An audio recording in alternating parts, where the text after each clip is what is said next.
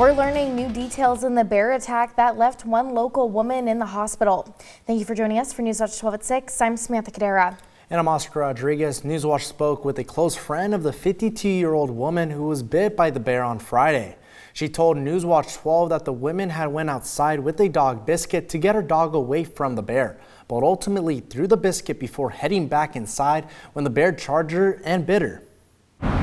When she tossed it, apparently she said that she looked down to get her footing. Next thing she knew, the bear was rushing at her, got her arm, and she pushed it off and didn't think a whole bunch of it.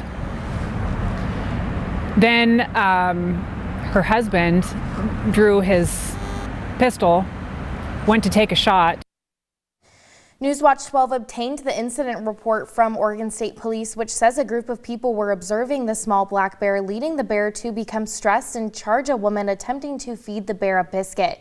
The report says another person then shot and killed the bear. OSP says 3 people are now facing misdemeanor charges of harassing wildlife. We will continue to investigate this and bring you the latest updates as they become available.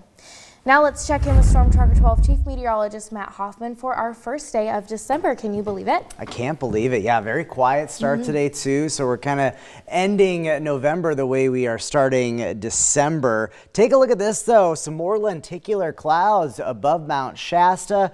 Earlier this evening, we did see some beautiful photos of those lenticular clouds from Saturday as well. You might have saw those floating on social media. Mike Zucchino taking this photo today. Here's a look at the satellite and radar imagery. We have a weak storm system moving through the region overnight and then into tomorrow. So that's what's helping create those clouds as well as the mountain itself. Otherwise, we have mostly cloudy conditions across the region. Clouds should decrease though later tonight. Could see some areas of fog develop in some of our west side valleys. Right now 36 degrees in Klamath Falls where the tree lighting is taking place. A lot of festive events on the way for the week and into this weekend. We'll detail some of those in a bit. But again, those temperatures are starting to chill down, but it won't be as cold tonight as what we woke up to this morning. Down to about 31 degrees in Medford, 43 in Brookings. We'll drop down to 23 degrees in Klamath Falls. Tomorrow, a brighter day for your Tuesday. Also, temperatures will bump up just a little bit for most spots. We should see any low clouds and fog in our west side valleys going on the decrease. Now, we could definitely use some rain and definitely some higher elevation snow. Don't have much of a snowpack to speak of. I'll let you know if there's any wet weather and more typical December weather in the forecast coming up in just a bit. In a developing story, the Oregon Parks and Recreation Department is seeking public input on proposed policy changes as they face an $8 million budget shortfall. Proposed changes include stricter campsite cancellation policies, changes to special access pass qualifications, as well as an increased parking permit fees. Oregon State Parks says the changes would help with finances while maximizing available campsites. Oregon Parks and Recreation is accepting public comment through January 15th at 5 p.m. and you can submit comments online, mail them, or email them. Oregon Parks is also holding a virtual public hearing to discuss changes on December 15th at 5:30 p.m. If the changes are adopted, they will go into effect on March 1st. A closer look at those changes and how to submit feedback can be found on our website. Tomorrow, the Medford Transportation Commission is taking a closer look at the 4 design options for Main Street after gathering public feedback. We told you about these 4 options for downtown on Friday, which proposed the previous layout, the current one, the one with a buffered bike lane, and one that reintroduces two-way traffic. The Transportation Commission is not set to make a decision during tomorrow's meeting, meaning these discussions will continue into the new year. Newswatch 12 will follow these discussions and update you on air and online. And take a look at the latest additions to Port Orford. The community just celebrated the commissioning of the 2 new 50-ton cranes. The project was funded through a $1.6 million grant from Connect Oregon and nearly $700,000 through Business Oregon. The city says the cranes have already made their first launch of a commercial fishing vessel, making a major milestone for the working waterfront. And it also keeps their unique dolly dock operational. And the County of Siskiyou is reminding anyone making tax payments that the tax collector's office is temporarily unavailable for in-person cash services. The building has been closed since Wednesday due to an unexpected issue with the building. Siskiyou County says you still have the option of dropping checks in front of the government center or to pay on the phone or online. The county says further updates on the building and operations will be provided as they become available. A fire west of Grants Pass destroyed a UTV and a stack of hay this morning, but firefighters say no livestock were hurt. Crews got to the property off Hunt Lane just after 10 and found the UTV fully engulfed next to livestock stalls. Rural Metro Fire and Grants Pass Fire were able to stop the flames from spreading further, limiting damage to the building. The cause of the fire is still under investigation. And as several parts of our communities work to reduce fire fuels, Rural Metro Fire is explaining what burn days are and why they've been so rare in Josephine County.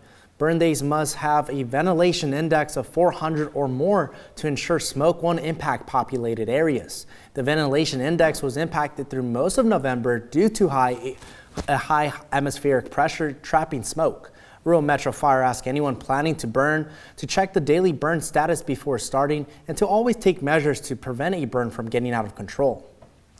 And this month, the Bureau of Land Management is working to restore sagebrush habitat near Bly Mountain Pass and near Bonanza.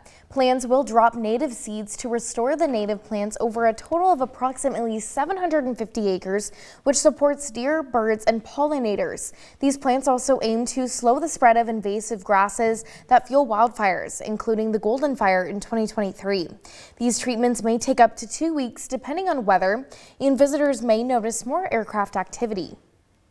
And December is off to a chilly start here in Medford. You're taking a live look from our Medford weather cam from the Peoples Bank Road on Biddle Road.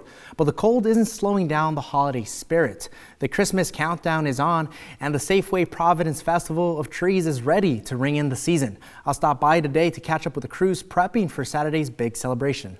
It will be its 34th year as community members and businesses help transform the Medford Armory into a magical Christmas winter wonderland. A lot of our designers, this is something that they look forward to year after year, and they come back every year, and it's a family tradition now, and that's so meaningful for us to be able to give this to the community. Throughout its 34 years, the fundraiser has raised more than $11 million for programs and services offered by Providence in Southern Oregon. Last year, Festival of Trees helped raise money to support Providence's new cancer expansion. With more than 60 holiday design displays, some inspired by famous movies and characters like Wicked, Stitch, Harry Potter, and many more. However, there are some trees that are dedicated to their loved ones, like the Leaning Tower of Treza. Every year, my dad and I get to do these trees together, and he usually is in charge of setting them up, and then I get to decorate them. Kendrick McMillan and her dad designed the tree in the beginning of the year, but sadly, her dad didn't get to see it all come together, as he had passed away from cancer. The Leaning Tower of Treza is a tribute to him. It is emotional to have this thing. My dad fought hard for a year with cancer and going to chemo every single week. And so this was able to bring him a little bit of joy and a little bit of a distraction during the hard times. Kendra said her and her dad went to Italy together and has an inspired ornament from their trip. My dad and I both have scooters, and so his is Winston and mine is Stella. And so on the tree we have Santa riding a Vespa in honor of him. Kendra will keep the tradition alive and decorate a Christmas tree every year in tribute to her dad. There will always be one special ornament in honor of him each year, and everybody gets to search the tree to find it. From Medford, I'm Oscar Rodriguez. And tomorrow, many of us from Newswatch 12 will actually be judging many of those trees, and Sarah Kress, our very own, will be live there tomorrow. And moving to a new survey, names the Oregon towns people say look like they belong in a Hallmark Christmas movie, and 2 of the top picks are right here in Southern Oregon. A national poll put Jacksonville and Ashland at the top for their storybook holiday charm. A survey of more than 3,000 people picked Jacksonville as Oregon's Hallmark-ready town. With its brick streets, historic buildings, and festive lights, Ashland came in second, praised for its downtown lights, holiday events, and cozy cafes. The survey was released by travel company Exotica, and for more information, you can head over to our website. And Klamath Falls is getting ready with the winter fun events ranging from the city tree lighting to the Snowflake Parade later this week. This Thursday, the Snowflake Mile steps off on Main Street at 6:30 p.m., followed by the 41st Snowflake Festival Parade at 7. Newswatch 12 will be there, so make sure to keep an eye out for some familiar faces. And more winter events are on its way as Southern Oregon Historical Society Hanley Farms annual Winter Wonderland is coming back for another year. For 2 weekends, people can experience the Winter Wonderland with over 20,000 lights, while strolling guests can enjoy hot cocoa, coffee, and snacks. However, Hanley Farm is asking you to leave your pets at home for safety reasons.